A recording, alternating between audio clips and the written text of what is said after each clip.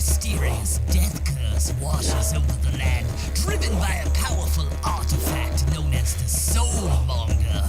4 would-be heroes have been sent to the jungles of Chult to destroy the cause of this terrible affliction. Vale, the half-elven paladin, who's just now learning of his divinely granted powers. Ubo, the total monk from a distant land, who's as quick with his wit as he is with his staff. Brilinya, Aasimar warlock, sent on this quest by her temple, discovering herself in this strange new land. And Gunslinger Cole, tiefling artificer and archaeologist who may just dig up more than she bargained for. This motley band of adventurers must work together to brave the poisonous plants, venomous monsters, thundering dinosaurs, and rotting undead of the jungle. Join the omnipotent dungeon master Jake for mini-terrain domain to see if our heroes can find the Soulmonger, uncover the deeper mysteries of Chult, and free the world from the death curse.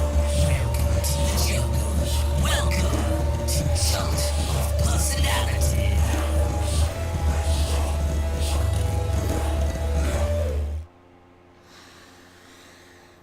Hey internets, I'm Jake from Mini Terrain Domain, and this is MTD&D's Chult of Personality as I try to discreetly adjust my green screen behind me. This is Chult of Personality, a Tomb of Annihilation D&D 5th edition game where I am joined by 3 incredibly dynamic players and 1 static player tonight. Drake, who plays our turtle monk Ubo, cannot be with us tonight due to a work commitment, but he's here in spirit. But fortunately, we are joined in person over the internets by Mr. Mike the Piper playing Vale, our half-elf paladin. Marquise playing Dunala, our Yonti sorcerer, who is still trying to prove himself to this group of adventurers. Brilinya, our Aasimar warlock. And as I said, Drake, the RPG construct, our turtle monk, is not with us tonight. Last week, in episode 18, which was called Yelyark, does anybody want to recap for a point of inspiration? All right, I will take a point of inspiration, and I will recap. And you could bet I'm going to use that point of inspiration against you. So in the last session, the adventurers continued their attempt to win over the goblins, realizing that Queen Grabstab, the goblin chiefess, had a control amulet for a shield guardian called Vorn that they have discovered due to an old wizard's journal. They found Vorn, the shield guardian. They were encountered by some goblins from Yelyark who took them back. They described that Vorn, they believe, is called Gadarn, who they worship as a sort of god, along with the Vegapygmies and the Grung. And that kind of clearing where everything was is a truce zone. The truce was extended by the goblins to Yelyark, where the party proceeded to take advantage and manipulate the goblins magically to do their bidding through the use of a suggestion spell.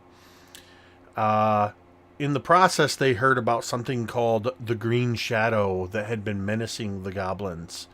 And en route back to Vorn in the night, they encountered said Green Shadow, who turned out to be their one-time companion, the Sariel by the name of Dragonbait, who communicates through clicks and through pheromone scent communication. There was a fight with Dragonbait taking out quite a few of the goblins. And in a mass of confusion at the end, Dunala, unbeknownst to anyone, cast a subtle spell, completely destroying with a Chaos Bolt Queen Grabstab. He made quite a show of being surprised by this, but that his theatrics did not fool Brilinya with her ever watchful eye. She immediately cast a Hold Person on Dunala, and Ubo tackled Dragonbait to the ground, who was about to pursue Queen Grabstab and 2 remaining goblins. As Ubo tackles Dragonbait to the ground, the Chaos Bolt goes off, the Queen is destroyed, the Hold Person is enacted, and that's where we left off. And that's where we're going to pick up tonight, in this jungle, where it is currently, even in the middle of the night, the heat is exceptional. Previously, the temperature had been quite chill for the last day or two. And as this night has progressed, at first you think it's because of exerting yourself from the fight, from the combat. But you can tell the temperature is definitely rising. It's gotten much more humid. And it is also feeling this way because there's no wind and no rain.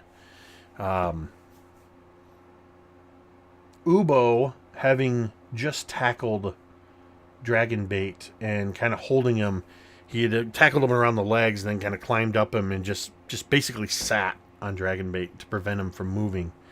But he has released Dragonbait quite suddenly.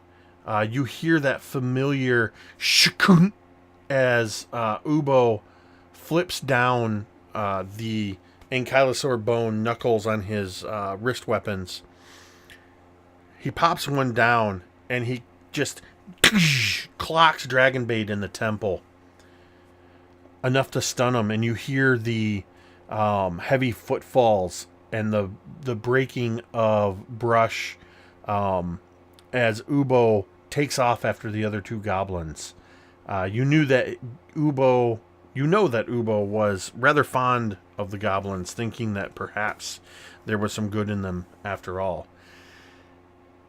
As Ubo takes off, crashing into the jungle northward toward Yelyark with the 2 escaping goblins, I would like to turn to Brilinya and Dunala. Brilinya having just cast Hold Person on Dunala, and Dunala allowed this to happen, made no effort whatsoever to resist this spell. Brilinya, it's literally like 20 seconds after you cast the spell. Brilinya just kind of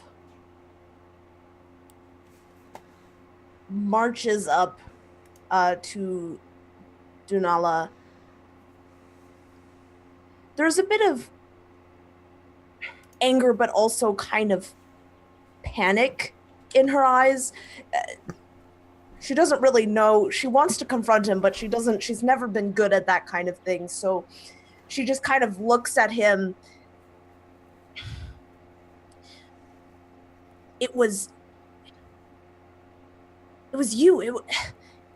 You did that to Why? Why would you do that? This was over. We had it handled. Dunala will not lie. And Dunala will not say to you things that are kind, but Dunala will speak the truth. And when you speak to him, of course, he can't move a single muscle, right? So his eyes are focused on you, and then they flick back to the smoldering corpse of the dead Yelyark Queen, the chieftain Goblin. Goblin Chiefess. There we go. And Dunala starts with this. He says, "You did not have it handled nearly as well as you think you did, Scott and Dove. Dunala knows these goblins. He knows them very well. And in 4 hours, these goblins would not have been our friends, nor any of the Chultan's friends either. No, you don't know that. There's no way you could have known that. We had things under control. You did not need to kill. Dunala will speak to you 2 things, God Dove. The first thing is this. Dunala enchanted Yeliok in order for her to believe us. When Dunala's enchantment ends, Goblin will not keep word, and Goblin will turn hostile.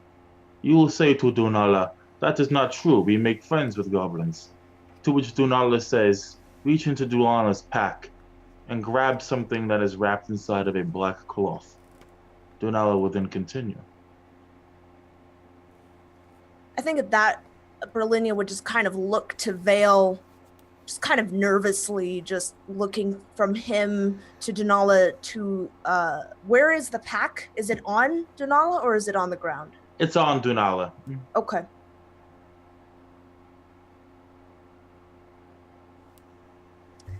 I'll walk up to both of them.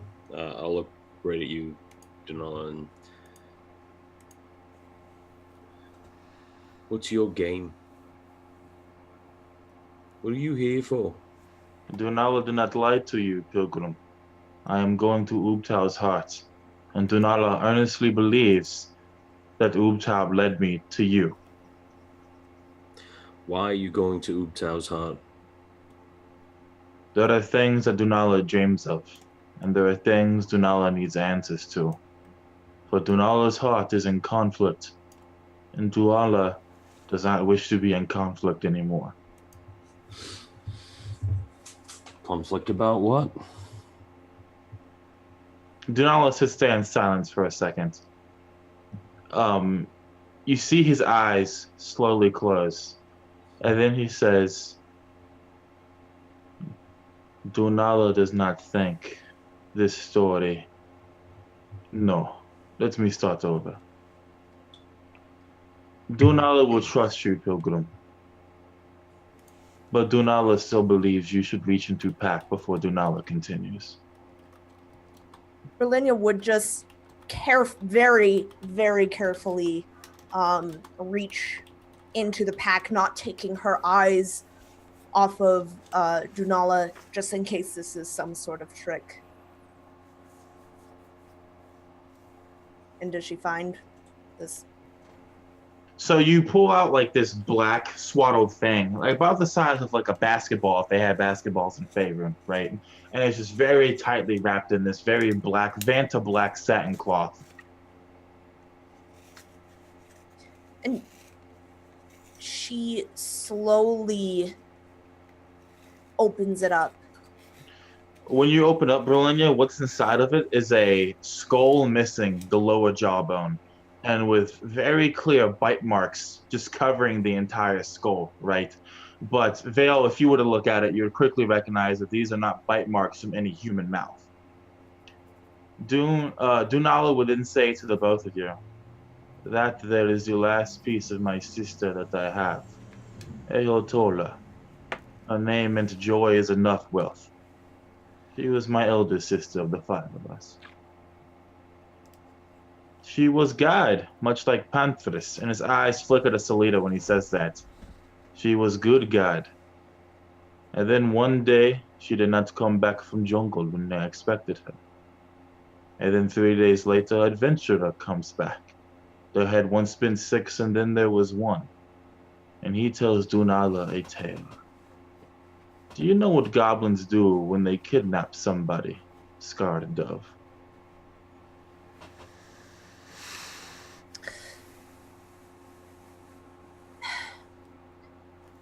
Yes. There is no Chultan. There is no Chultan who would let goblins live. Goblins kill, and then they eat what they kill. Many Chultan daughters and sons have been lost to this. Many Chultan siblings have been lost to this. And if these if these goblins activate their god, what do you think they will do? Goblins don't just sit in jungle, Scarred Dove. Goblin Raid. Goblin Raid Port Nyanzaru. Goblin Raid Fort to the north. Goblin Raid anything. Their raid would be much stronger should they have these. And his eyes flick to the amulet that is lying on the ground. I think you must confuse us, friend. We were never meant to give the goblins back their god. Don't think of that for one moment. I mean, we weren't here to reunite some creatures with some, I don't know what you call it, a automaton or something. Whatever that thing is, we were going to use it to help us reach the heart of Ubtao, put an end to this curse. I mean, we were stringing the goblins along, right, Brilinya? Of course we were. It is not that Dunala does not believe you, Pilgrim. It is this. If Dunala can see chance to kill Goblin Chiefess and make goblins question themselves and go into disarray to save Chultan lives for even just 1 month, there is no Chultan who would not do that, and Dunala least of so.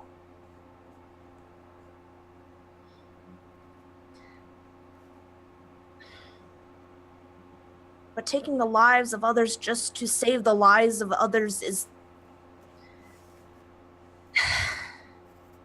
It doesn't make any sense. It's just going to perpetuate the suffering and the pain in the world. Until Dunala can find a better answer at Ubtao's heart, Dunala will do what is needed to keep Chultan lives alive. A bit redundant of a statement, Dunala admits.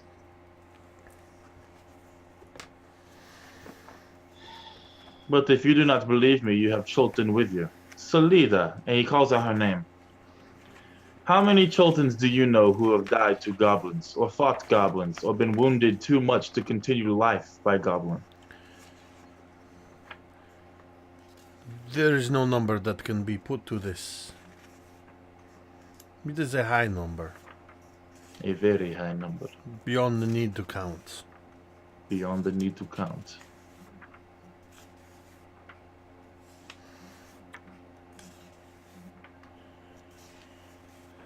I don't mean to interrupt your discussion on the goblin ethics or lack thereof, but while you were discussing this, you should know that the green one, the dragon bait, he left.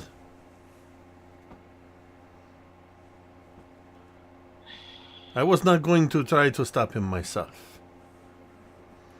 But if he's any consolation, he did not head in the direction of Ubo and the other goblins.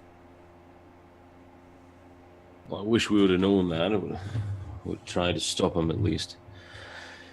Have you seen that sword he has?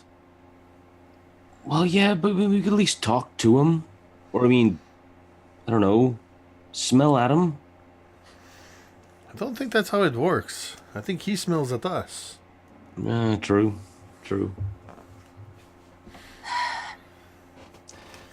Well, why don't we just get going to actually start this thing up? You know, maybe we can control it. Maybe that's you, Brill. Maybe you should be the one to control this thing. You seem to be the nicest, kindest one of us all. I'd probably only use it to end up, I don't know, finding us a bunch of Taj, sitting down at the beach. Could serve us. Maybe we can get a little bow tie on it. It could be like a butler or something. Help you with your bees. That's right, help me with me bee. No one's gonna sting something made out of metal. I just pictured a giant shield guardian beekeeper. I think Brilinya would take off the hold on Dunala at this point. And she would just say, I don't believe what you speak is right, but I cannot be a judge of you because, I mean, I've killed living things to save myself and those who I care for. Dunal would stand up, and he's like flexing his wrist, like as he's doing so. And he looks to you, Brilinya, and he says to you, I envy your kindness more than you know. And then he holds out his hand, not for you to take it, but you can tell that he's waiting for you to put his sister's skull back. And she does so, and you can see that she kind of wraps it up in a gentle reverence, and she hands it back to you very gently. When he takes it, he brings it to his lips, and he says a prayer in Chultan over it. And then he does this weird symbol over his chest. Vale, if you were looking, you would notice that it looks exactly like the symbol of your Wooden, like, Ilptau holy symbol. And then he slides it back into his pack.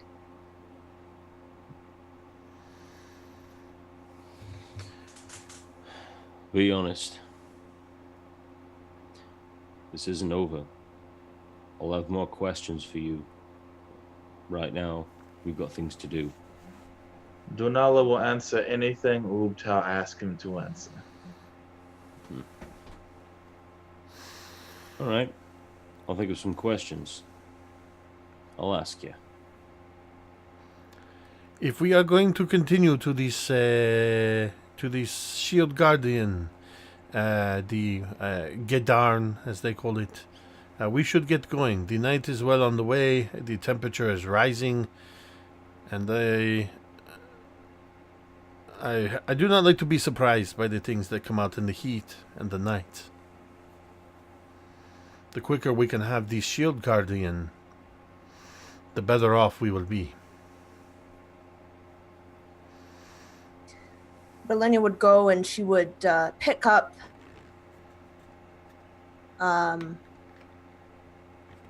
or no, who does someone have the amulet? Or was it still on Grabstab? Grabstab had pulled it off. And who did she give it to? She actually threw it on the ground. Oh, that's right, she did. She threw it on the ground. Okay, so Brilinya would go and kind of pick it up, kind of looking at it. Her eyes would avoid the body of the goblin priestess. And all right, let's go get this done.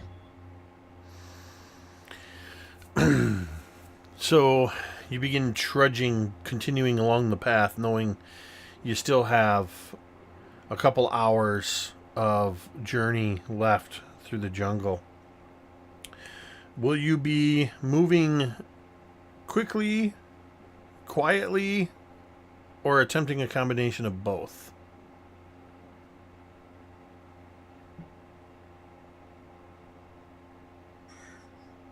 Probably both, I think. Yeah, I'd probably want to go very quiet. But... Stealth checks at disadvantage.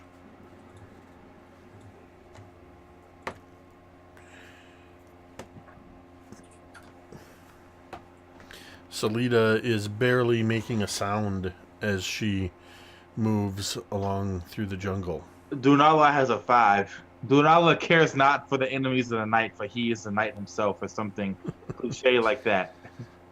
What about you, Vale? That was an awesome answer. That was good. I got 14.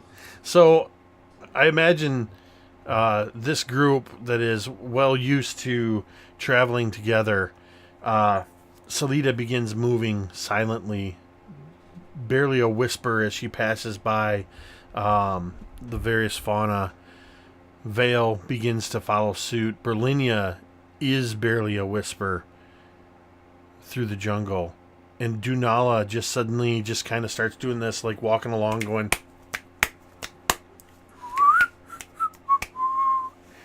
breaking sticks. Like it's almost like you're deliberately stepping on every brittle stick. Dunala's just like he's barefoot, but he just doesn't give a fuck about like what's around him, so he's just walking very calmly through the jungle like, yep, this is okay. This is nice. Ubtao. Brilinya would just look back at him and just... Are you trying to ruin everything we try and do? Ubtao does with Ubtao. I'm just joking. He won't say that. Yeah, I was gonna say. I cuff him upside the head. Dunala looks at you, bro, and then he looks down at his feet, and then he just keeps on walking. So, Marquise, your Dunala's inability to be surprised, is that a feat? Yeah, he's the alert feat. Okay. So he can't be surprised, and things that attack him unseen don't have advantage. All right. So as you guys are trudging along, I would like perception checks at disadvantage. Since most of you opted to move quietly and quickly, I imagine you're at least kind of have your senses up, or at least some of you do. 6. Dunala has no senses up. Vale, are you at least?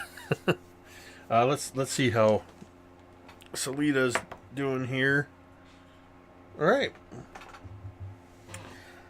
So, whoops.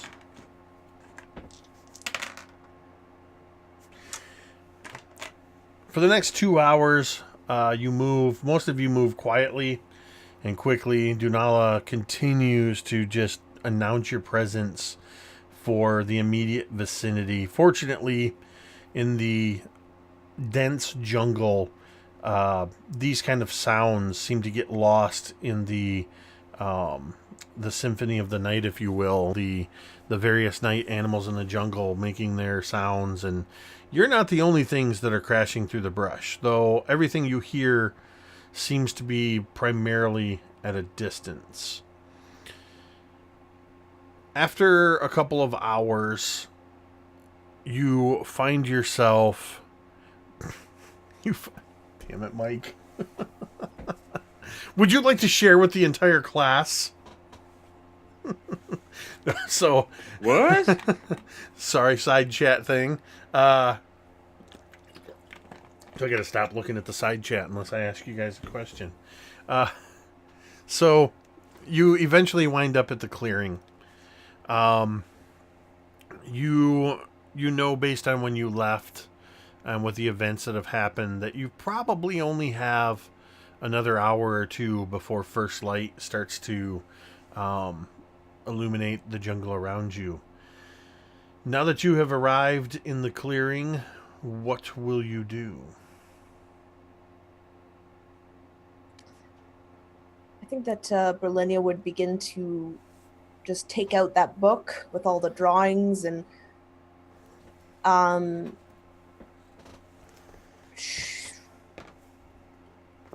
just kind of look at it, see if there's any telling of how this amulet is supposed to power this this thing. Hold on. I almost just asked you for a tech check. I'm trying to jump in systems here. Sorry, I'm trying to find Wakanga's entry here. There we go.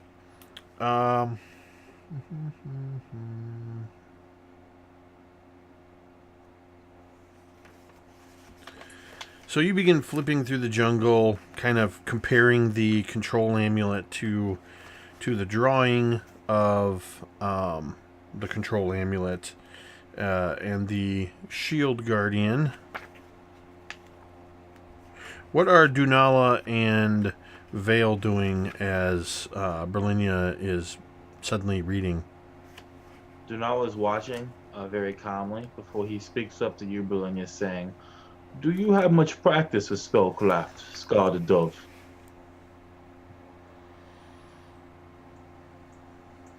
Her mouth is in a tight line, and she's obviously very concentrated on this book, trying to find anything, but she just kind of shakes her head. Dunala is proficient in arcane arts. If you do not trust Dunala, this one, he looks to Vale, will watch Dunala, make sure he not do anything wrong. But Dunala offer knowledge. Brilinya would look at Vale to see what his reaction is to that. She's not sure how to feel about Dunala right now.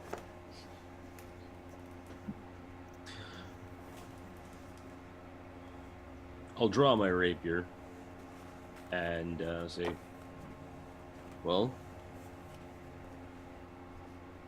Brill, he can help us, or he can sabotage us, and he can become very, very dead very quickly. I have no qualms about killing you, not after what you pulled. It's going to take a lot to get back into my graces. You understand me? Dunala looks at you, Vale. It looks at you for a moment with just these very almost cold and emotionless eyes. And Dunala says to you, Dunala see why Ubtal has picked you. And then he looks back to you, Brill, and he nods his head and he says again, Dunala knows that this cannot protect Dunala's life if you try to kill him. But Dunala is not afraid of you trying to kill him. Dunala helps earnestly. Brill would nod her head slowly, still a bit unsure, but she would hand the book and the amulet on top of the book over to Dunala. Dunala takes the book, Jake, and I have proficiency in Arcana, so he would basically quickly like trace a finger over the amulet and then look at the pages and start trying to figure out exactly how much magic he needs to pour into this thing to make it work. So, Brilinya, since you already kind of spent a little bit of time reading this stuff and you've seen the amulet, I want you to make this check as well. I want you guys both to make Arcana checks. I have a 17. She got a 12. Brilinya, this is a little outside of your expertise. It's a type of magic that this is relatively new to you. The idea that you could imbue something so big with a kind of magic that is going to help you out. I'm going to break just for a quick second and say thank you to WWPD Steven for our first official raid. We've just been raided by a small party, which is pretty cool. So thanks for the raid. That is fantastic. That is Castle Mac, who I played with in a game last week. Our channels are becoming friends. So thanks for the raid. Appreciate it. All right, so this, as I was saying, this is a very new type of magic to Brilinya. And I think for Dunala, it's probably something that you've heard more about. You've seen it, but you haven't really put it into practice. So this is kind of, whether you let on to that or not, you're able to make the connection that Brilinya wasn't between the book and the amulet. And as you trace your fingers around the symbols on the amulet, as you move your fingers around in a circle, it actually, the symbols illuminate, kind of following, like as you move to the next one, then the symbol kind of fades out. But once you've kind of completely touched all of the symbols, the entire amulet, all of the runes on it just kind of go and start glowing real subtly. And from over by the rock outcropping, the symbol that is also on the chest of the Shield Guardian goes and starts glowing. And then it fades and you hear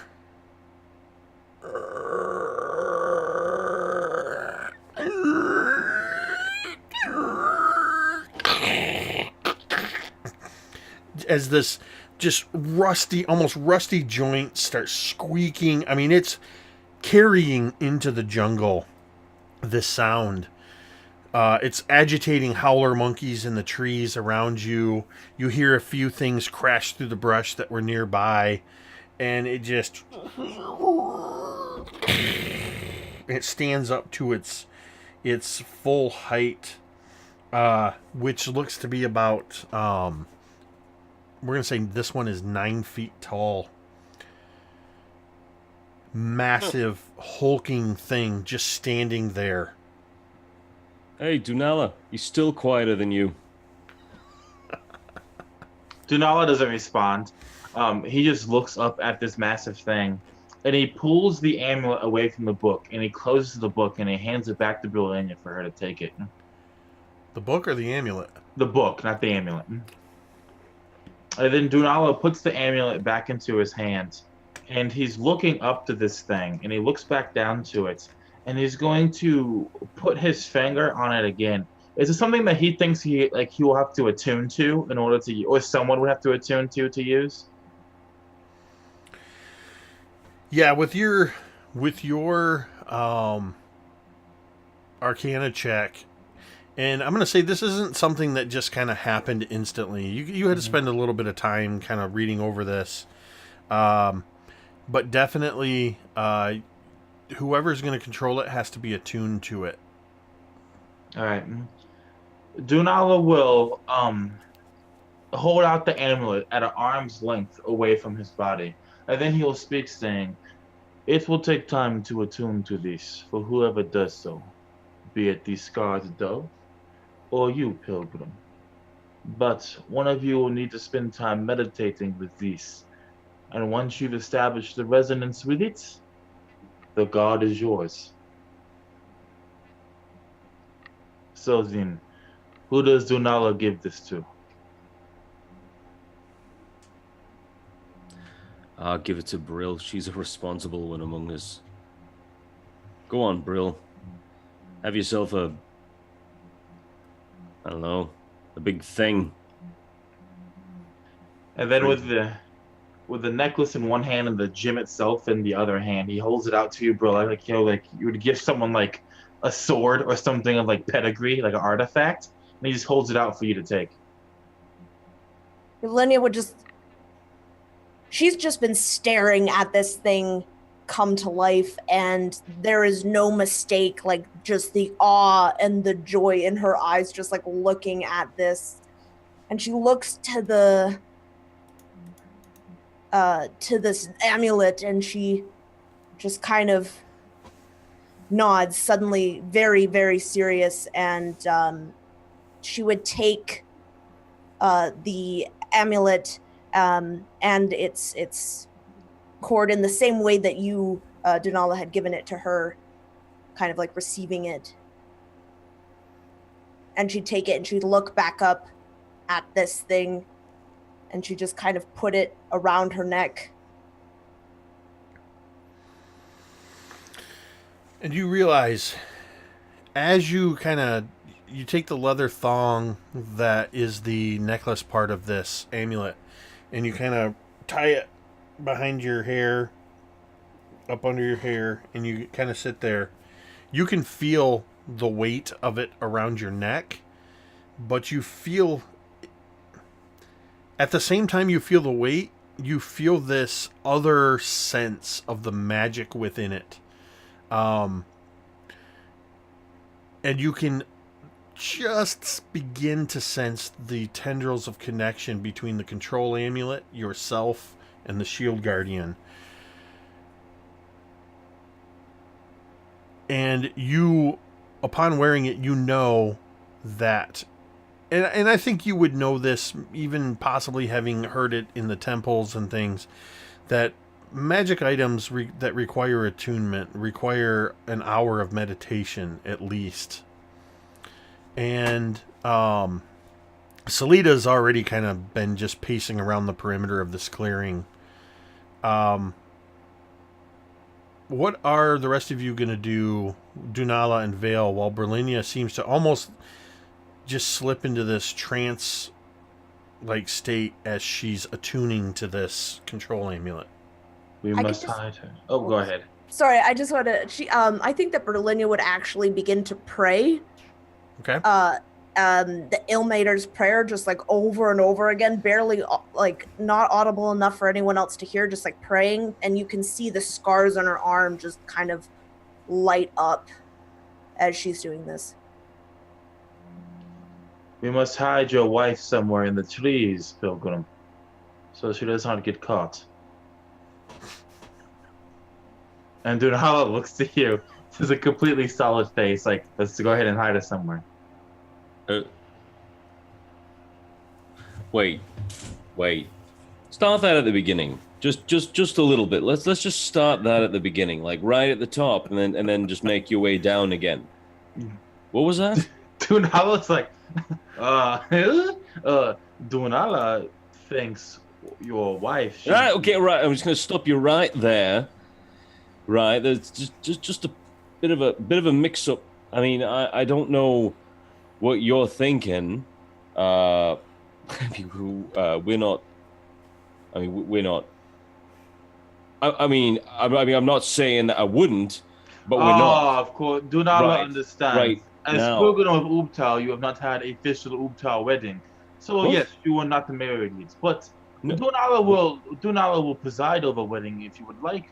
Once you reach Ubtal's heart. What better place to have ceremony than a sacred place in Chult? No. But wait. Well, hang on just a minute. I mean, we just met on this adventure. I mean, I'm not gonna jump into something like that. I mean, we're gonna get to know each other, and we fought beside each other. I mean, she's very capable. As a matter of fact, she's an incredibly capable warrior. She's smart and she's funny and she's kind. I mean, she's so kind. Dunala offers you a smile, Vale, and then he says, Dunala can hear the love in your voice. Dunala hopes it is reciprocated, or else the rest of this adventure may be slightly awkward. No, not at all. No. Look, right now, I mean, the only things we're trying to do is to not get some sort of a, what were they called? Some type of throat leeches or jumping. Throat leeches, and Jakuli, Yes, right. We know all about the Jakuli. Yeah, we must hide Pilgrim's not wife, lover. How about friend? How about friend right now? And we'll just, friend, and we're just gonna see where it goes. I mean, that's a long title, but let's just start with friend and just. Dunala concedes. We must hide Pilgrim's friend but hopeful love interest inside one of these trees in the branches, so she does not get speared to death by Glung, Vega Pygmy, or Goblin. Yeah, well, she's also really strong and capable of defending herself. But look, I am not having this conversation with you right now, okay? Besides, she is playing in metal. Here's a question: you're a follower of Ubtao, yeah? Yes. Well, have you ever felt an itch in the back of your head? But it felt like, no, I don't mean like from lice or anything, but I mean like an actual itch, like inside your head. Ubtao has very tight, Dunala has very tight locks, so sometimes itch is very deep in the scalp, but yes. No, I mean like in your head, where your head jello is, right? Your brain. Like have you ever had something? Like dream. No, okay, not a dream, but it's just like a feeling. Like in the back of your head. Intuition. That is word, yes? Okay, right. But what if it's like from Ubtao?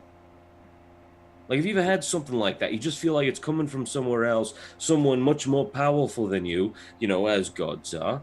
And you ever get that feeling that like someone's trying to tell you something? Many. And you would hear Dunala's voice grow more somber as he speaks to you now. He would say to you, Vale, many gods speak in Dunala's head, so Dunala understand better than you think. Dunala say, no, go with caution, my friend, for not all things that say they are from Ubtao are from Ubtao. Well, I don't know. I mean, it's just like this voice and this chaotic feeling that he wants me to try something, like sit down and try. I don't know. It's like I just get this feeling he wants to give me something that'll help in this journey. But Ubtao is god of Chult, and everything you see in Chult is part of Ubtao. So if you feel itch to be released, then be like waters that flood. Be like jaguar that hunt. Be like thunder beast that roar. Let out primal heart, pilgrim, and Ubtao will respond with both gift, vision, and a blessing. Well, given that the large mechanical figure there made enough noise to wake up the entire jungle, I'm going to try and release it primally, but quietly. And so I'm going to watch and protect. Cheers. And I'm going to sit down, kind of cross-legged if we have a fire going, which I assume that we would have all these particular stuff going. And I'm going to cast Find Steed. I swear to God, if it's a little horse, you're done. You're done. So, at this point, as you sit down and start to cast this spell, Dunala, Salida kind of making a pass around the perimeter, she kind of cuts into the clearing a little bit where you are and just leans into you and says in Chultan, you know, the turtle, I think, likes the girl. But since day one, I have shipped Vale and Brilinya. But she says this in Chultan, so only you understand. Dunala responds in Chultan, so he also speaks a lot clearer. And so he's like, yeah, I completely agree with you, Salida. I've been watching the turtle, and I just think that there's something about him that's kind of like creepy, maybe cringy is even the word, right? So when I watch him talk to the Azamar, it's just very off-putting. But when I watch the Azamar and the half-elf talk, it's like watching my parents, right? We lived in a small hut. There was one room. So I got to watch that interaction a lot, and it's just the same. You see what I'm saying. Definitely. All right, so I'm just looking up the details of the Find Steed. Is a celestial you summon. It takes 10 minutes.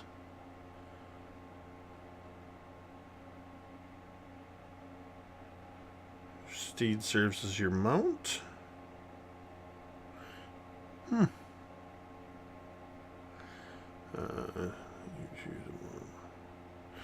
Okay. Alright, so you're spending 10 minutes doing this. And Brilinya, you've gone into this prayer of Ilmater, right? It was Ilmater. This Ilmater prayer, and you've slipped into this trance where it's almost like mentally you're just feeling the strength of this connection grow.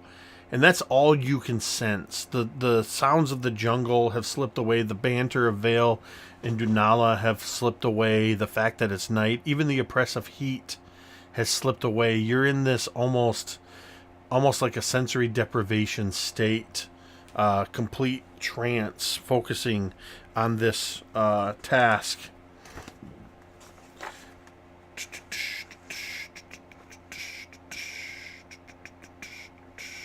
Yeah, I think that's what it is.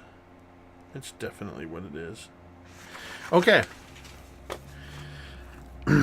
What does your Find Steed spell look or sound like, Vale?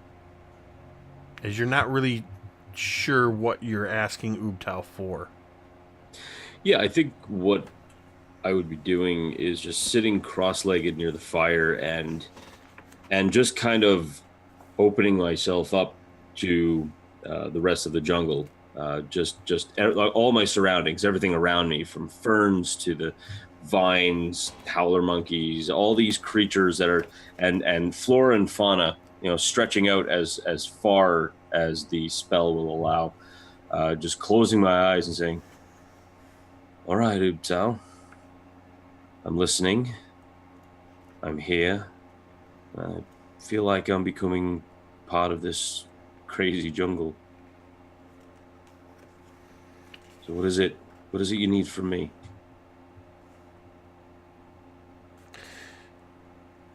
And as you start reaching out, and it's almost like you can visualize these almost ghost-like images of the further your senses reach out. It's like the jungle becomes this light gray shade in your mind's eye. And you begin to see all of the creepy crawlies as darker shapes with a slight glow around them.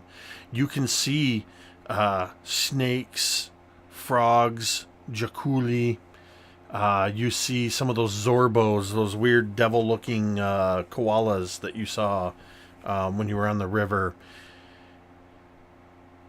And with each new creature you sense, you just kind of, for a moment, kind of touch, and you just get this sense like, no, it's not this one. No, it's not this one. And as you are reaching out, you sense within the mile range of this spell, relatively close by, your senses lock in on two things, two forms. Both of them are, one is slightly larger than the other one. Both of them feel like they could be potentially what Ubtao is sending to you. They're quadrupedal. And you can sense them almost as your sense reaches out to them. You sense them sensing you. Their silhouette, shadowy form seems to stop in their normal movements. One of them you could sense was stalking and stops and kind of moves up from this crouched position and seems to kind of move toward you. The other one seemed like it was a slumbering form, the larger one. It rises to 4 feet, turns in your direction, and you sense that both of these things are coming towards you and will be to you in just a few moments.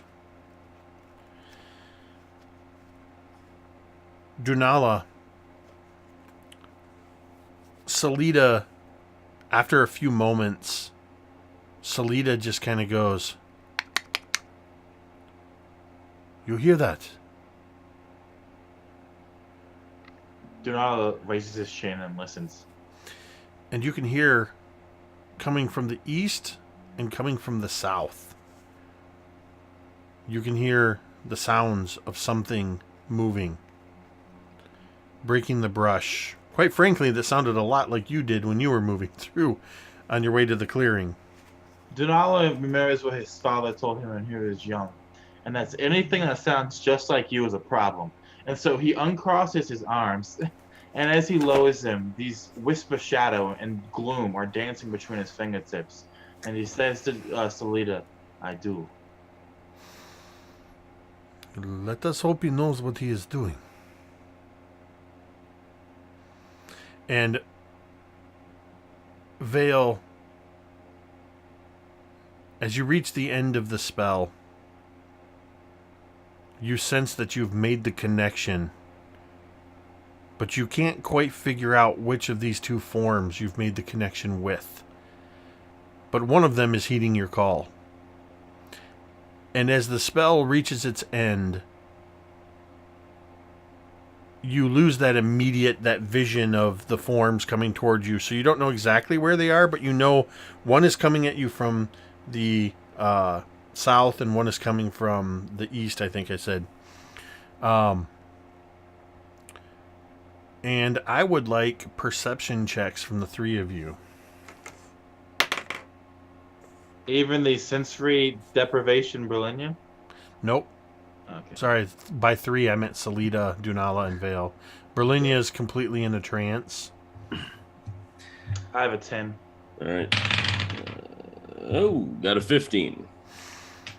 Vale, Dunala and Salida seem to, not having had the connection you had, they're not really looking in quite the right direction.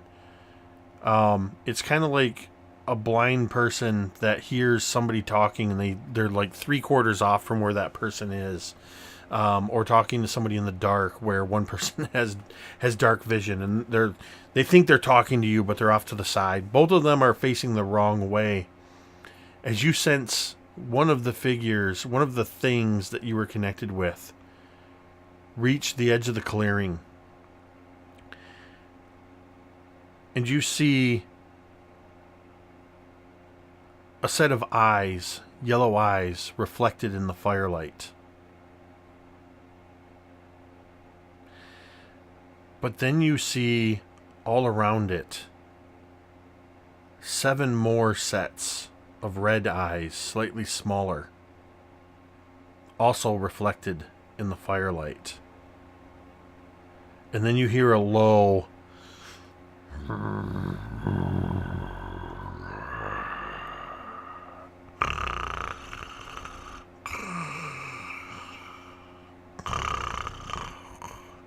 from whatever this creature is.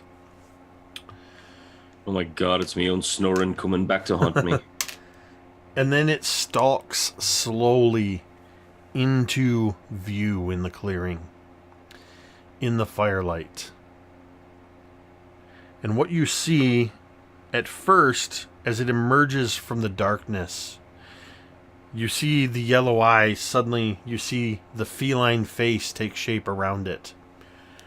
You see the white of its chin and jaw, the brown of the rest of its fur, the dark spots all along it, as you begin to see its shoulders. And then the red eyes emerge into the clearing, and you see the 7 snakes that are rising out of this cat creature's shoulder. I know what this is, and this is the coolest fine seed anyone has ever gotten, period. Well, here's the thing. As it comes into the clearing, you realize that it doesn't entirely want to heed your call. Just as this thing comes in, from the other direction, this was coming from the south. From the east, you hear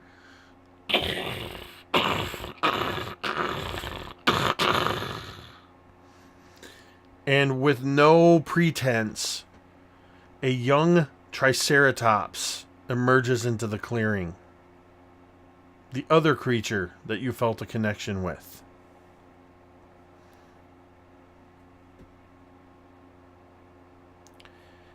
I would like a religion check from you, Vale. Funny enough, as a paladin, that's the one thing I didn't take proficiency in. It makes sense though. It just drips with irony. It makes sense though with the style of paladin you're playing. That's true. That's true. I'm a cynic turned into a paladin. Oh, that just fell out of my hand. Fuck it. It's a 7. You know only this, that you reached out to Ubtao, that he connected you to these 2 creatures, and that you probably are going to have to choose one of them. And because of your connection through the spell, you actually know the names of these creatures. You actually having witnessed the dinosaur races when you first arrived in Chult, you immediately recognized the young Triceratops. This other creature, the name Kamadan, comes to the forefront of your mind.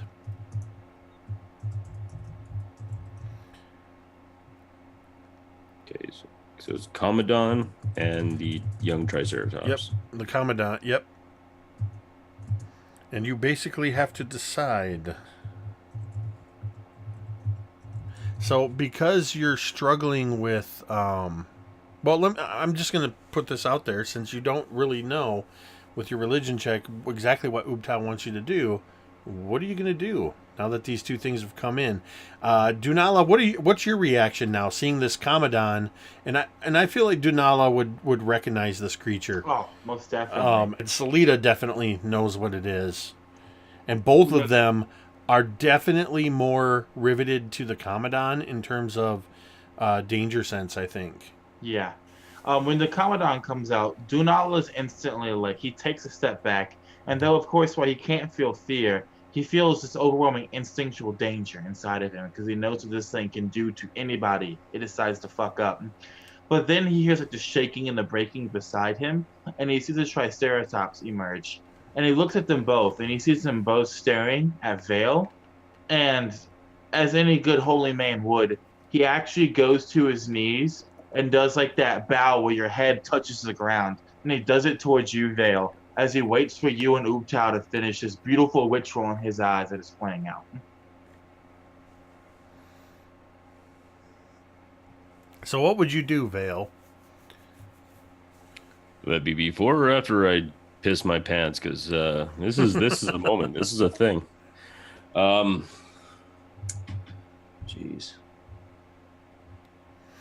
And while you're doing that, I'm gonna find an image. I have an image of the Commandant. I'll add to the jungle section here while you're reacting. So it'll take me a minute to find this. Oh, no worries. From the way you described it, it sounds like it's like a displacer beast. But hey, let's put snakes instead of Cthulhu. You know, that's not really that far off at all. That's a pretty apt description. I think Marquise would agree, having seen the Commandant. Okay. So, this is tough. I mean, I'm assuming I wouldn't. For reference, Jake, I put the image of it in the side chat. I have it. I'm just trying to pull it up. I just don't have it at the ready. Can I cast a spell while this is going on? Sure. It'll be a first level spell. I like to detect evil and good. And so basically anything within 30 feet that is evil is going to ping out. So that includes aberrations and fae, fiends, celestial, undead. I think that's all of them. So what you're sensing right now is... Alright, here is the Commandant. Okay, seriously, how the fuck am I supposed to ride that? I mean, how does one even ride that? Very carefully. If you don't choose the Commandant, I'm going to be so sad internally for the rest of this campaign. Well, I'll be honest. Your despair is my joy. But... So, you sense immediately that both the Triceratops and the Commandant have an aura of celestial about them, but they're not completely celestial. Like, they have 1 foot in the physical world and 1 foot in the celestial world. You sense that the celestial nature of them is good, and it's less evil than the other nature that's in the real world is less evil than it is primal. Okay, I understand. Make me while you're doing that, make me a insight check. I think I can just about do that. I actually have stuff in that. Go figure. Oh, and that's an 18. So, you sense that as they're having this celestial good versus real world primal, whichever one of these two you choose, the other one is going to revert to its primal self, and you're probably going to have to deal with it. Of course I will. So do you want to fight the dinosaur or the fucking Cthulhu jaguar snake god? Yeah, I'm kind of leaning towards the snack kitty, because it's. Yeah, I'll probably walk over to the. I'm about to say snack kitty again. I just saw that in the chat. What you did with that snack kitty? Which I'll probably choose the Commandant. Like, I'll just walk to the Commandant and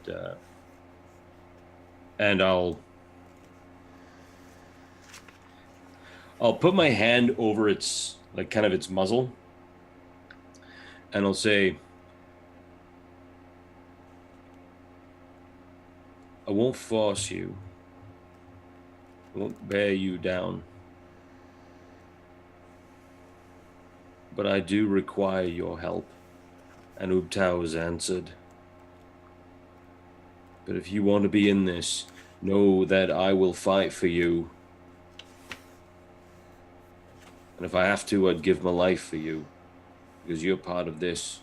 And I'm not going to lie, for some weird reason, Ubtao's part of me. I want an animal handling check from you. Okay. But I want you to add a D4 to your roll as you are currently experiencing something that we're going to call the Blessing of Ubtao. Ooh. All right, Basically, it's functioning the same as a bless spell. Oh, gotcha. Just got to grab a D4. There it is. All right, so a D20 and a D12. You got it. Right. Mm-hmm. Roll 2 D20s. You can't. Okay.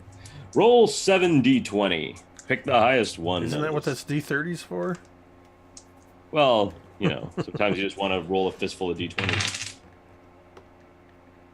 Oh, I'll take that. So we got animal handling. I've got a +1, so I have a 19. And then plus a D4, I got a 3. There you go. 22. All right. I want you to roll 1d6 and then add 1 to the number. 5. That's with the +1? Yes, that's with the +1. 2 of the Commandant snake heads kind of rise up to their full extent to either side. The other 5 snake heads immediately lunge at you and sink their fangs into you. But you don't take any damage from this. As it bites into you, you feel this connection between you and the Commandant, and you feel the real world primal nature of the Commandant slip away. And for a moment, the Commandant shimmers. It becomes incorporeal. And then it maintains a very vague radiance as the snakes, the shoulder snakes of this Commandant, release their bite on you. And what was previously a growl, as the snakes kind of settle in, resting slightly along the shoulders of this Commandant, becomes a purr, as you have just successfully cast Find Steed and have made a large Commandant your steed. I immediately cast Conjure Cardboard Box. So I will have to get you a stat block. Yes, please. For the Commandant a little bit later, so you can see what all this thing is capable of. I'm going to rename this episode OP Sidekicks. Because you're about to pull up a Shield Guardian too. All my friends have like these fucking god creatures. I'm just like, I'm doing all. What's up? Boy, is Ubo going to be pissed when he gets back from Yellow Dark. Yeah. Nice gloves. Look at my kitty. And as you feel this,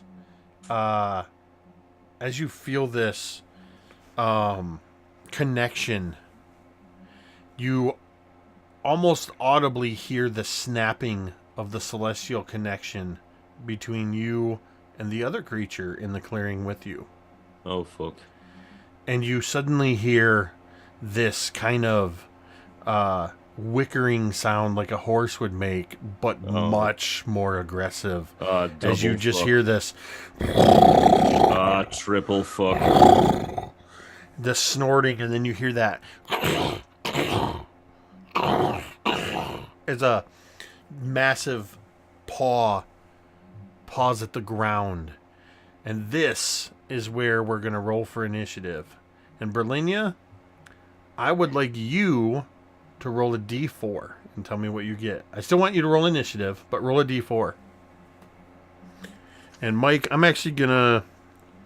I have a 22. If Wizards of the Coast happens to be watching this, don't pay any attention to what I'm about to say. I'm sending you some information in our side chat, or rather in our Facebook chat, Mike, because you're going to need this.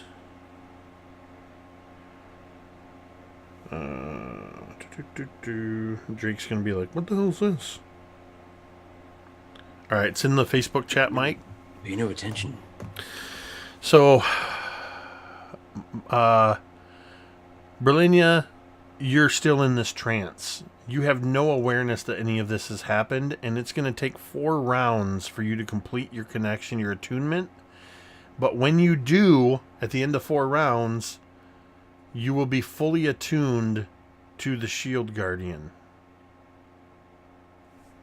So you will want to, if you haven't already, turn to page 271 of your monster manual.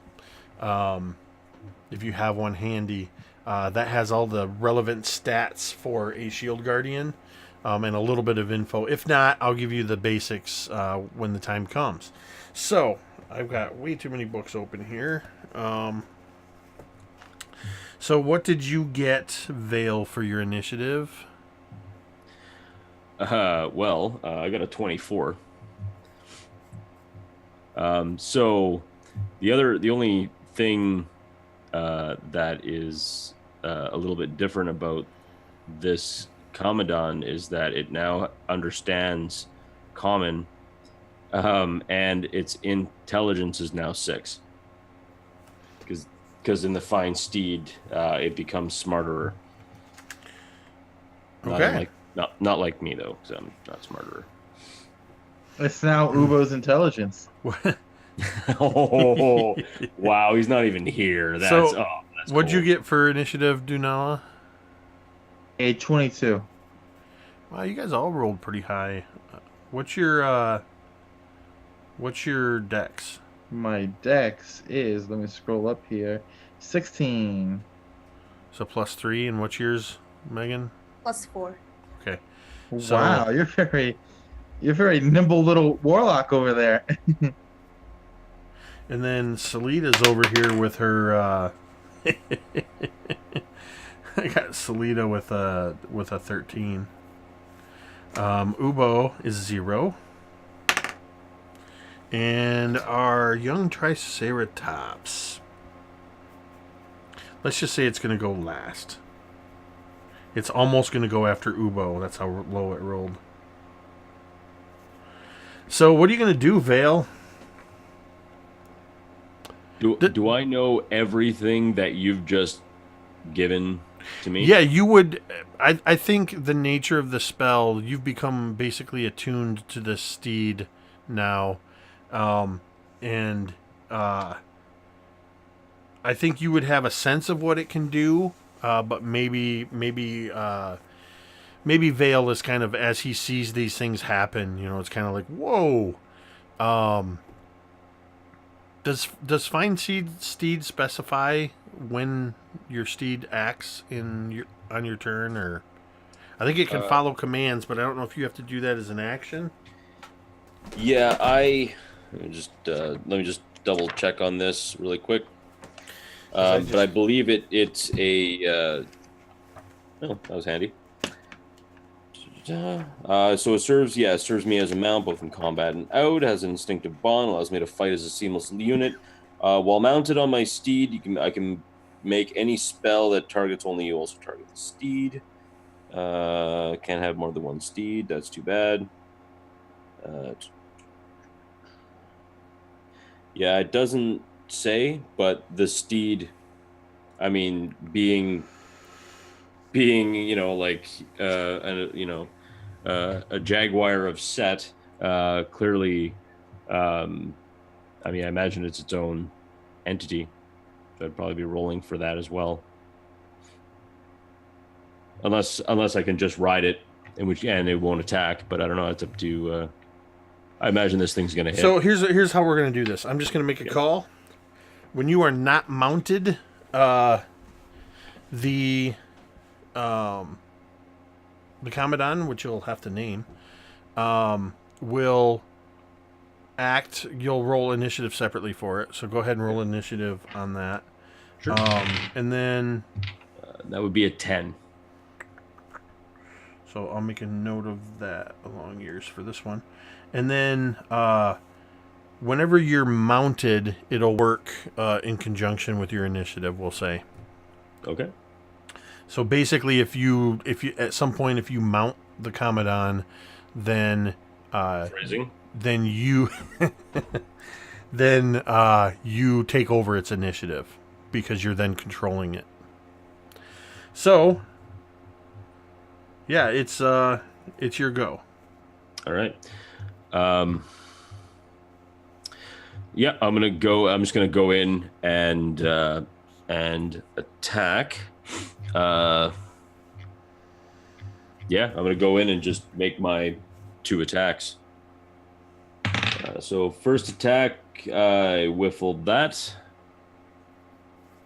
Well, actually, maybe I should actually say it first because I got a 10, which I think it's a miss. And probably. What are your weapons again? You have I have a rapier. you have a rapier.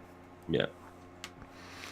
Yeah, so as you come in, the Triceratops just lowers its horns and kind of tosses its head. Not necessarily intentionally, like intelligently parrying your blow, but that's how it plays out. And then I'm going to try and use that with its head, like kind of bucking up. I'm going to try and use that and come in low on the side of the creature. And that is an 18. That's definitely going to hit. I don't. And I'm gonna use Divine Smite on that. Oh. So dang. Oh, I didn't. I did grab 3d8. Silly booger. Okay, so that would be 10 points of radiant damage. And 9 points of straight damage. Yeah, and you do that. You get right up underneath it, and there's just that almost seismic burst of radiant energy, and you can hear this thing cry out as you strike it. And that's going to take us to Brilinya, who is currently meditating, so you can tick off one of your 4 there, Brilinya. So Dunala. As you run past Dunala, Vale, you see that he's still bowing, right, facing you. As you go behind him, he stands up, he jumps up actually, and he pulls something from his backpack. And you see it's a small glass jar with this fetus of a snake on the inside of it. He pops off the lid, he drinks the fetus in the ooze that it was inside of, and he throws his arms to both sides. As he does so, these shadowy snakes erupt from his palms. 6 of them go and bite your Commandant, 6 of them bite you, Mike. And when they bite you both, I'm casting the haste spell, and I am twinning it, Jake. So right now, both Vale and the Commandant have a +2 to the AC. They have advantage on dexterity saving throws, and they have an additional action on their turns, which can be used to attack, dash, disengage, or use an object. That's freaking awesome. That's a pretty badass casting of that spell. Yes, it just cost me a lot of resources to do it.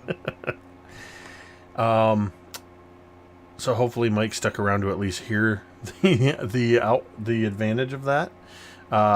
So that's your action, is to cast that spell.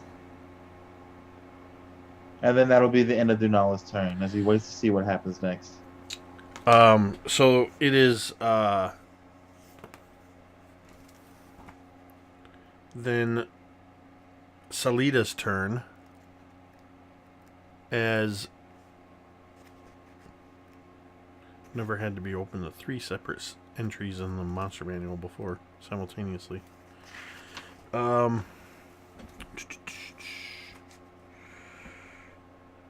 As Salida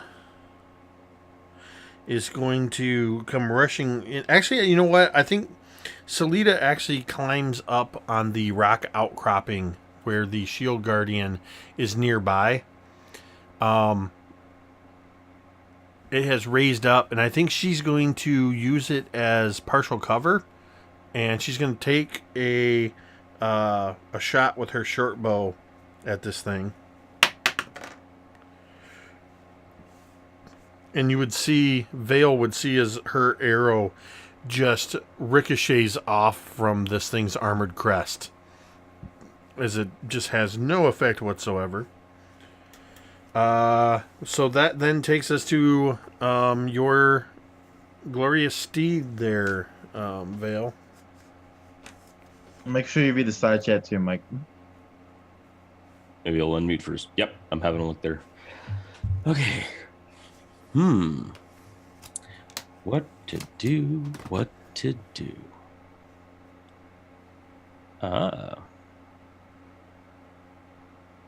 Okay, so how far away is it from the Triceratops? We'll say it is probably about 30 feet. Okay. I'm just gonna point directly at the Triceratops and say, come fight with me. And the Kamadon is gonna run, and he's gonna attack, which means he's gonna pounce. That means that the Triceratops needs to succeed on a DC 13 Strength saving throw or be knocked prone. Let's see. Will the Triceratops succeed on a strength saving throw? Hey, you could roll crappy. It's possible. No, that was just me stalling. I tried to get my stat block ready. More often than not, when I repeat things or talk slowly, I'm stalling as I flip through books and stats. And what's the DC? 13, I believe. There's a 12 on the die and a +6, so that's an 18 as it succeeds. Yeah. Yep, it does. All right. And luckily, because that was one of its attacks, it's allowed to make 2 attacks.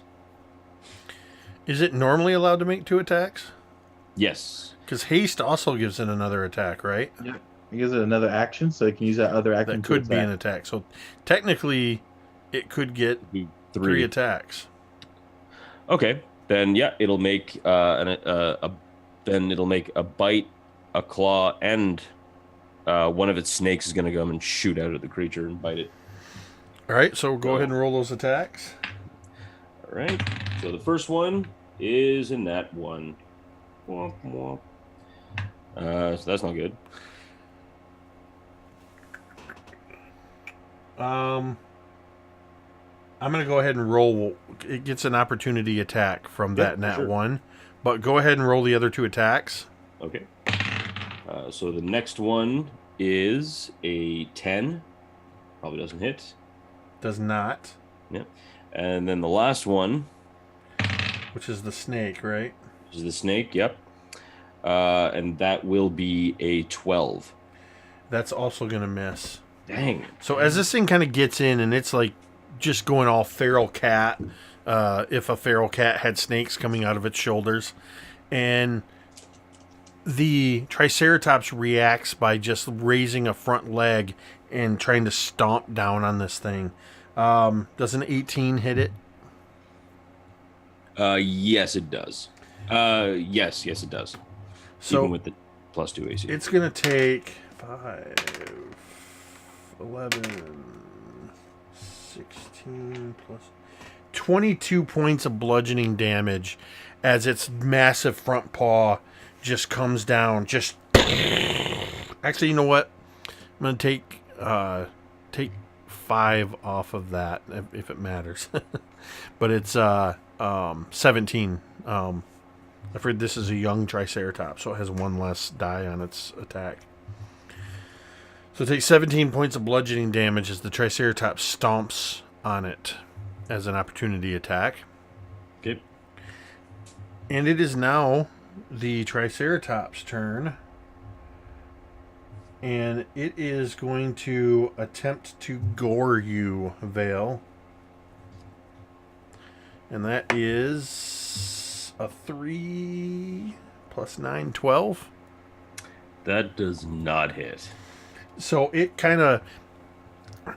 does this lunge at you with its horns, but because it kind of, in the process of getting ready to do this, it stomped on this cat.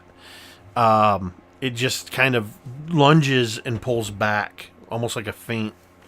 And that takes us back to the top of the order. You're up, Vale. All right.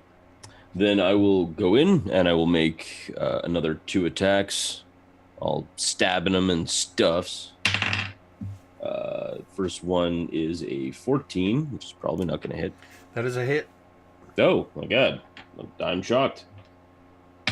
And that'll be 8 points of piercing. All right. And then for my next attack, that'll be a unnatural 20. Definitely hits. And that will be another 14 points of damage. So I'm just poking it all over the place. And you're hasted. Did do my for it. Oh, yeah, that's right. And there's one more attack. Cheeky. Oops. Don't roll the damage first, Mike. Gotta hit it first. There we go. And that was that's I don't know, it's like 23 or something, 16 and Yeah, that's a hit. It's a shit ton. Oh yeah, plus 7. So yeah, 23, and this one is going to be another Divine Smite. Because reasons. So what are we at? That should be 3. So I have one more of those and one. Okay, cool. So all the damage. So it's 10 and what was it? 8, 6. All right, so yeah, so that'll be another 9 points of radiant damage and another 7 points of piercing damage for a total of a whole bunch. What does it look like when you radiantly destroy this Triceratops in just a matter of a few seconds? Just stabbing, watching this thing like hurt Sneckity, because that's, that could be its name. I'm gonna work on it. It's I'm gonna edit that, and I'm just start stabbing and just keep stabbing it repeatedly.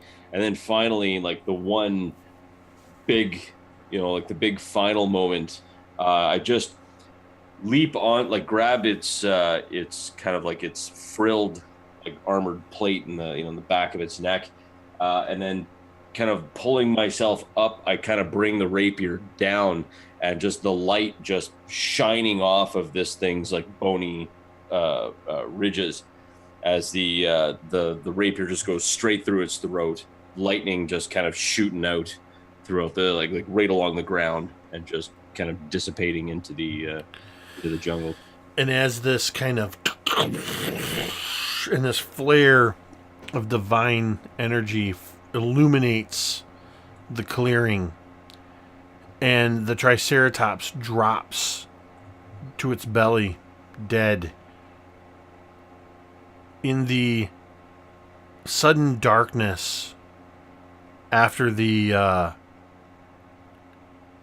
smite, you see, suddenly, you just realize, and Brilinya, this is the first moment where you've gained consciousness, so you don't remember standing up, but you see Brilinya standing and staring in the direction of the fight, and over her shoulder is the Shield Guardian, and both of their eyes momentarily are illuminated in a brilliant arcane blue, and then the light just goes, fades out of Brilinya's eyes until they're normal.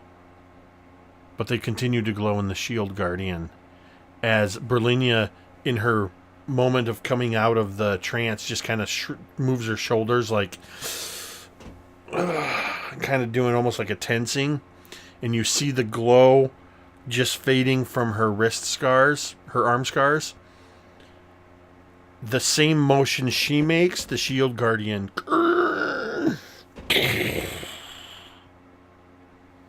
As you now have full control and full awareness of what this Shield Guardian can do. The Shield Guardian known as Vorn.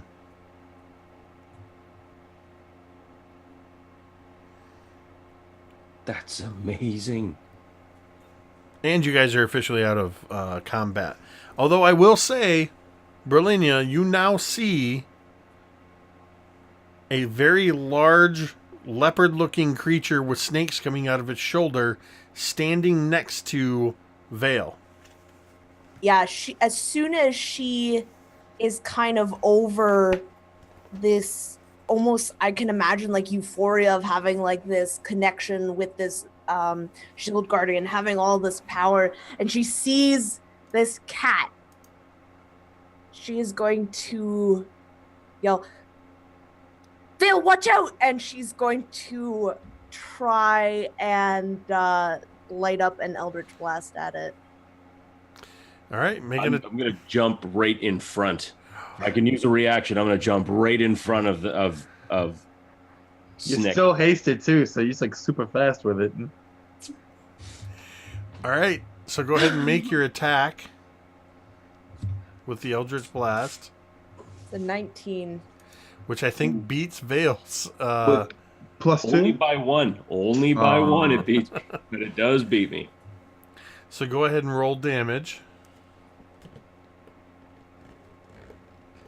Come on, let's roll max damage. This is going to be epic. 15. And it pushes you back 10 feet. Well, pushes me back into the cat. That's fine. So I see this almost like you just do that slow motion dive, like you're trying to protect the life of your new friend, because you're kind of not realizing this celestial bond. In the back of your mind, you know that if it dies, it doesn't really die. That through another ritual you can summon it. So you're trying to protect it, and you dive off to the side. You see this almost heroic slow motion dive.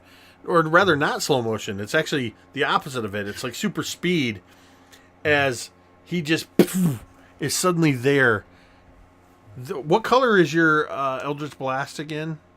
It's like this white ethereal light. So just everything becomes almost monochromatically bright in this clearing again, as this thing slams into Vale. And then he just does that where he's instantly just struck and it hits the ground and slides up against the tree as he just kind of. But you're not unconscious, I presume. You guys are level 5. You better have more than 15 hit points. Yep, nope. That's it. I'm dead. Totally dead. Oh, That's the moment. That would That's the moment. suck. That would suck. I'd laugh. I think that'd be pretty funny. But, I've been waiting for this. Finally. You'd hear this scream coming from Brilinya as she thought that this thing was sneaking up on Vale, and then Vale went in. So she's just confused and terrified, and she just books it running over to Vale, kind of glancing at Dunala like, what is happening? And she would like crouch beside Vale and immediately just start her arms would start glowing, and she just immediately begins to heal him back to full. All right. Well, that was nice and easy. I don't even know why I changed my hit points to begin with. Brill, it's okay. I'm sorry. No, it's okay. We got a cat. I don't know its name yet. Maybe it'll tell me. That's the most understated. God. That's the most understated way of announcing that we got a cat. That thing? Yeah, Ubtao gave it to me. Well, that's not true.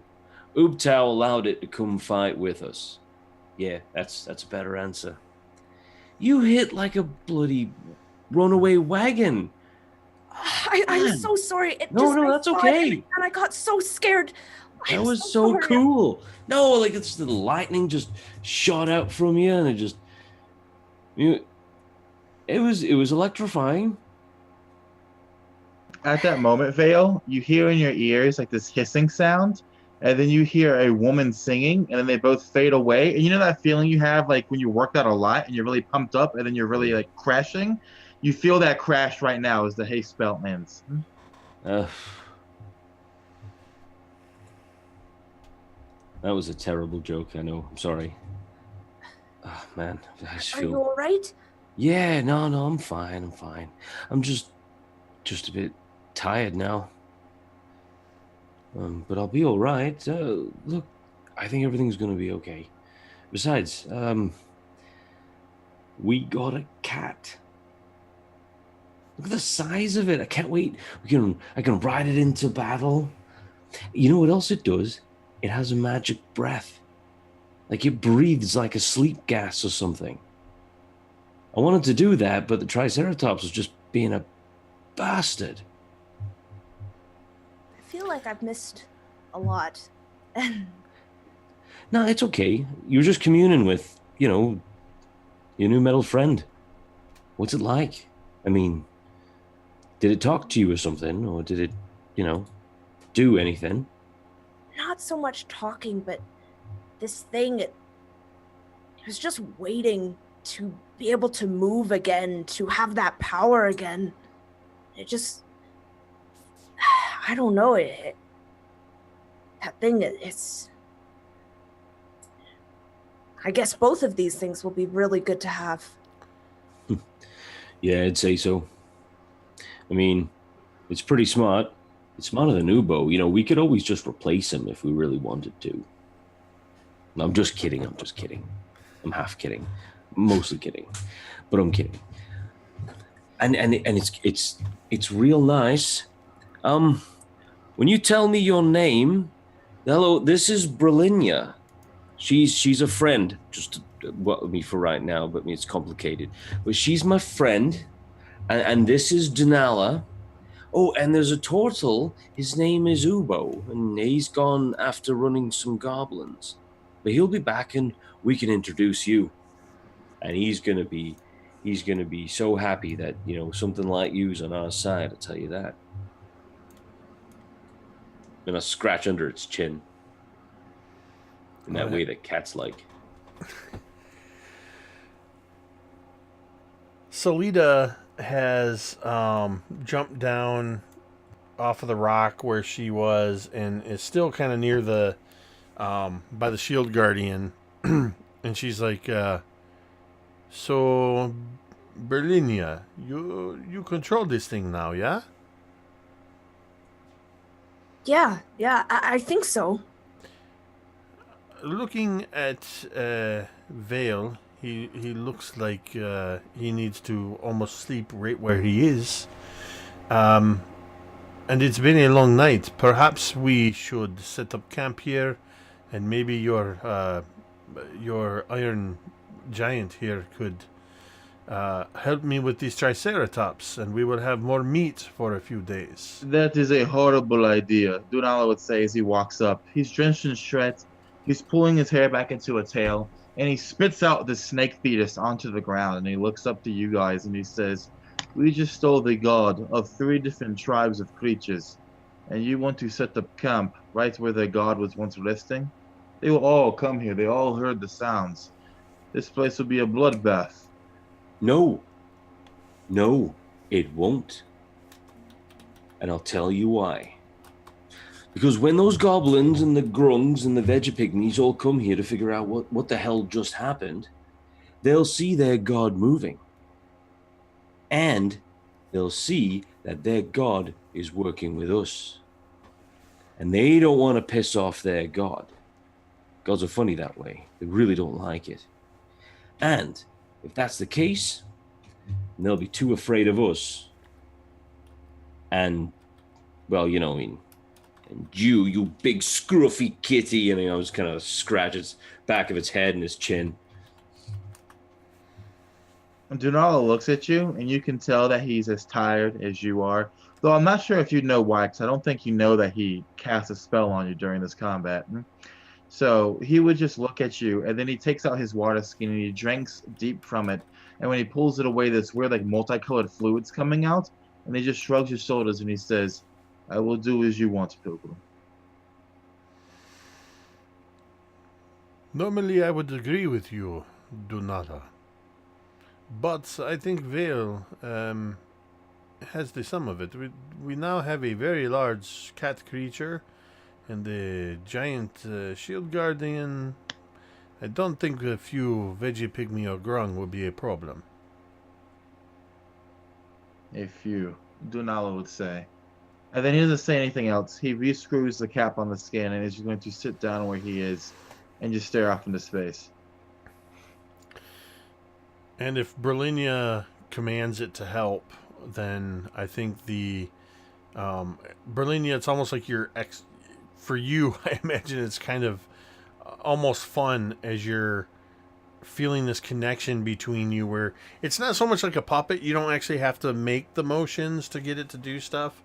But it basically just does what you want. And Salida and the Vorn begin preparing some of this Triceratops, and before long there's the smell of roasting meat in the still oppressively hot jungle in this clearing as the sun just begins to lighten the horizon and the jungle begins to take on those muted colors of early morning. And that is where we're going to end. And I want each of you to take a point of inspiration, because there was a whole lot of awesome in this session. I